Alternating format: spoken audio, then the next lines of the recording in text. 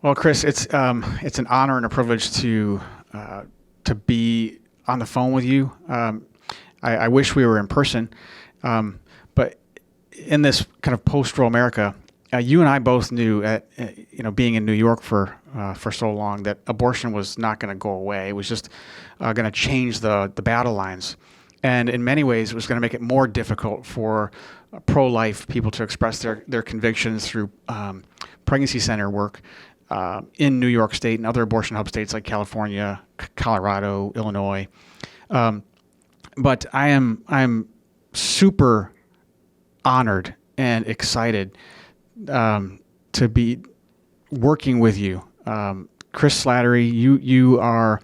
I was talking to a good friend of yours, and you and I were on the phone together this earlier today, and he was saying how you're a pillar. I mean, you've been on the front lines, toe to toe with this abortion Goliath in the abortion capital of the world for over 30 years, and in many ways, you're a pioneer. You're a forward thinker. You're the guy that came up with mobile medical units and on the cutting edge of marketing to reach women seriously considering abortion before the abortionists do. And I'm just honored and that you would count CompassCare worthy of grabbing the torch from you. You've got some serious physical challenges that you're dealing with right now with two different stage 4 cancers, and you're still fighting the good fight. I mean, this is who you are, and I think it's because this is the heart of God. His heart is to protect the weak and the vulnerable, and you've been doing that in a sacrificial way for over 30 years. And I'm just I was talking to a mutual friend of ours offline a couple months ago, and he said, Chris Slattery, he's probably responsible for saving the lives of more people than all of us combined, all of us pregnancy resource center executives combined. I mean, that's who Chris Slattery is, and I just wanted to give you and I an opportunity to just talk in earshot of all the donors and prospective supporters and staff and volunteers in the pro-life community across the country. So thank you again. Thank you, Chris, for passing Yeah. the torch to CompassCare. And there's so many different organizations that you could have, partnered with. Why would you choose? I mean, honestly, I'm just wondering, why would you choose CompassCare? Well, CompassCare, through your leadership, has shown that you're fighters. You're willing to take on the abortion establishment. You're willing to innovate. You're willing to work with methods that will help us reach more mothers in the future, which are more difficult to reach today and are more expensive to reach today, which requires many more skill sets than the average pregnancy center has. There are some, but in different parts of the country. But you guys have been a great example in upstate New York. I can't even shine your shoes when it comes to innovation in the medical area. We've been doing ultrasound since 1986, actually. This Christmas is the 39th anniversary of my first event. Wow, 39 years, and you've been doing ultrasounds since 1986. You're a pioneer. I signed a lease 40 years ago and got open in a building that shared a wall with Planned Parenthood. I always wanted to target near abortion clinics, but the closest I could get in the East 20s of Manhattan was next to the Planned Parenthood thrift shop. But I appreciate the compliments, but CompassCare is absolutely the best choice to run and take over EMC's operation. I am still going to consult. My wife is still on the board of directors. We were started as a mom and pop shop. We will have many characteristics of a mom and pop shop, but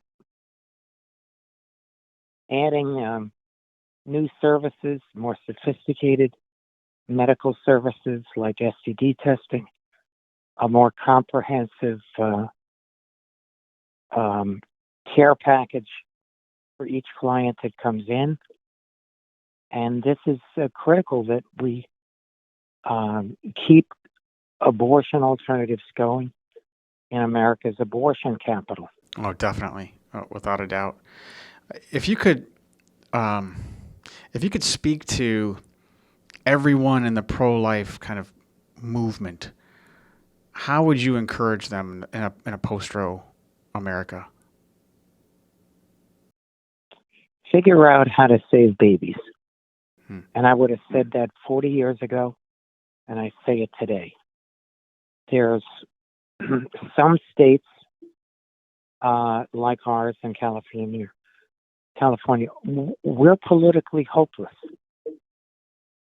Politically hopeless. Politically hopeless.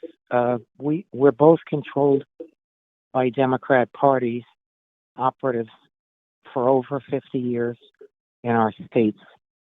And it would take, hell will have to freeze over before a pro-life law is passed in New York State. So everything depends on the state you live in.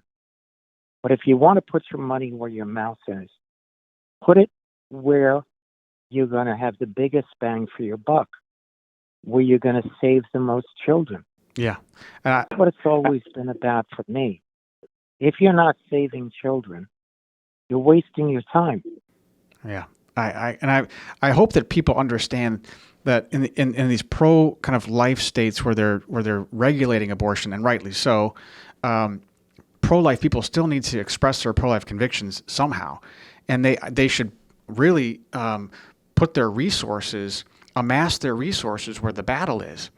And the battle, as we've said, the abortion industry has changed their business model after Roe versus Wade was reversed a year ago, June 24th. They went to a hub and spoke model. Now you got states like New York that are literally using taxpayer money to expand the infrastructure of the abortion industry, encouraging abortionists to come to New York State, encouraging women to come to New York State to get their abortions, and they're stockpiling chemical abortion to illegally ship these drugs across state lines to these pro-life states.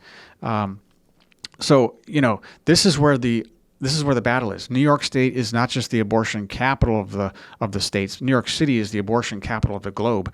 I mean, you talk about locating next to Planned Parenthood. Planned Parenthood is the largest abortion business in the world.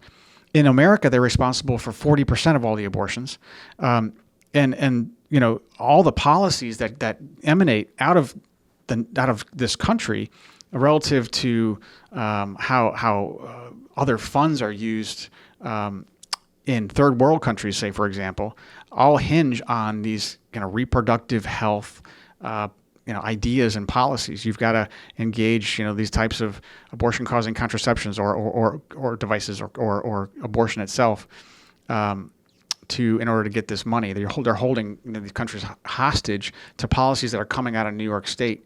So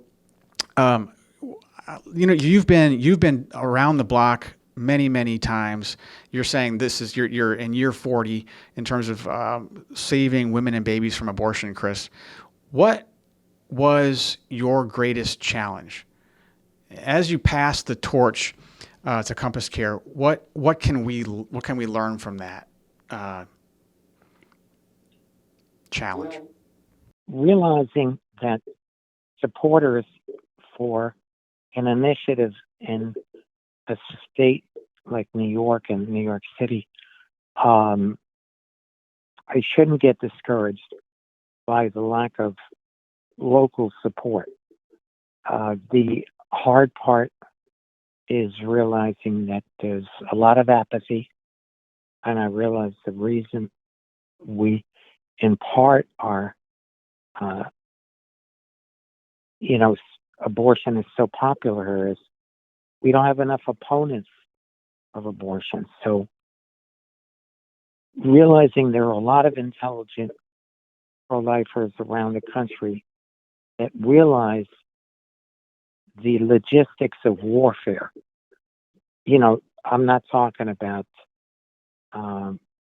violent warfare, but when you're planning a strategy, look, when a country or a city is under attack, you don't go fight the battleground 500 miles away. You fight it on the front line, okay? You fight it where the battle rages the most. New York City this past year set up a call center, funded with $1 million, and at least half of that went to advertising abortion at taxpayer expense. Of course, coincidentally or not, at the same time we're flooded with migrants, 135, 150,000 in New York City alone. I mean, I pity Texas. They have their own problems, but we're the only state where they have some legal obligation to put people up. It's a nightmare. Anyway, so they prey on these women. Many of them are pregnant out of sex trafficking. Sex trafficking is going to be a huge source of abortion. And of all the states in the country, the highest concentration of moving from the south border to any other city is to New York City. Yeah. So the city and Planned Parenthood have designed a plan to offer at least 10,000 free walk-in abortion pills. And they offer them in colleges. They offer them in clinics. It's just, we have to compete with this. We can't throw up our hands and say, oh man, what a shame. No. What an opportunity. What an opportunity. What an opportunity Yes. to respond with intelligence. Yes. And savvy and with well-placed financial donations. Yes. Pro-lifers, I think, spend much too much of their funds, their disposable income, on politicians. And if it's not locally, they'll do so nationally. And they're not getting any results. No. Politicians, no, government will not solve this problem. They won't. Medicine won't solve this problem. This is a God-sized problem, abortion, and it can only be solved by God-sized faith. Faith of a mustard seed, Jesus said, can move a mountain. And if you put together the people of God and focus them on protecting the weak and the vulnerable, women and preborn boys and girls, and helping them have their babies, protecting them from the sex trafficking industry. And I've said this for I don't know how long. The sex trafficking industry is partnered with the abortion industry. I believe not just that abortion represents serial medical malpractice, specifically in terms of surgical abortion and chemical abortion, both violating the third provision of the Nuremberg Code, but I think you've got a serious problem when it comes to the abortion industry covering up for rapists and sex traffickers.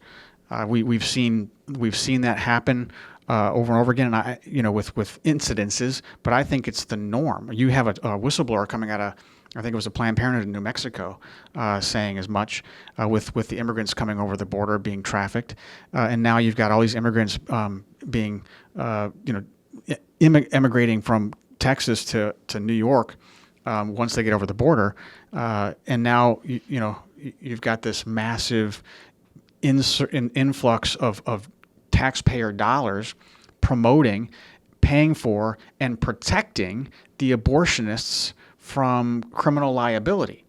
Well, why would New York Governor Kathy Hochul do that if she didn't know that they were disobeying the law and they were they were re-victimizing women who are being trafficked? And quite frankly, I think abortion is a re-victimization too of where culture is colluding with government to destroy or enslave an entire category of person. That's preborn boys and girls. So I'm really grateful that you've gone before us. And you continue to fight alongside of us.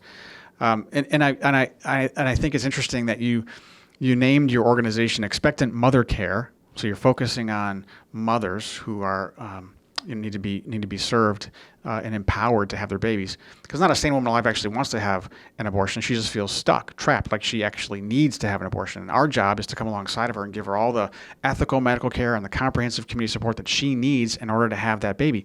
But you also added this word to the end of your name: frontline. Frontline. And that's exactly what's happening with what you do every day, what CompassCare does every day. Politicians are not on the front line. It's pro-life Christians sacrificially serving, in whatever capacity they can, women who are seriously considering abortion. That's the front line. And right now, because of Roe versus Wade, the front line battle has shifted to abortion hub states, and people need to start thinking differently about how they invest their pro-life resources. So we're engaging telecare across the state because chemical abortions are being distributed through telehealth abortionists to women's homes, like I said, illegally across state lines and in New York State. New York State has stockpiled these drugs. They want to deliver them. New York City has stockpiled these drugs. They want to give them away for free. And we've got to be able to reach these women before the abortionists do. Abortion is not medical care. And that's what we're trying to do together through telecare all across the state and with you, Chris. So we're really excited about the opportunities, as you put it. Some people just throw up their hands and say, "Oh, it's New York State. There's nothing we can do." No, it's New York State. Look at the opportunities. We have opportunities to see women and babies saved from a profiteering, mercenary abortion, billion-dollar abortion complex. And that's what you've been doing for 40 years, and that's what we hope to continue to do in New York City as long as we possibly can in this very hostile, rocky soil we call New York. Well, I can't wait to start collaborating with you quickly, and supporters across the land, please realize the need is urgent to get this new initiative off the ground and to launch a strong and improved New York City pro-life alternative to abortion network. Yes. To great heights. It is. And one more thing that I could say that would encourage everyone is that we have a donor that has come alongside CompassCare and created a dollar-for-dollar matching fund up to $500,000 for this initiative. That's how important this is. There's a lot of people behind what God is doing through His church on the ground in New York and New York City in particular. So every dollar that you give to this initiative will be matched dollar for dollar. Just go to CompassCareCommunity.com. That's give.CompassCareCommunity.com/NYC. That's give.CompassCareCommunity.com/NYC. And every dollar that you give, up to $500,000 will be matched. So these are incredibly important times. Yeah, it's exciting to see how the people of God are coming together and putting the resources, amassing the resources where the battle actually is. So I'm grateful. I see this as a step in the right direction, and God confirming that with these kinds of resources. So really appreciate you, Chris. I can't thank you enough for the honor to walk alongside you in this way. Well, it's my pleasure. God bless. God bless you.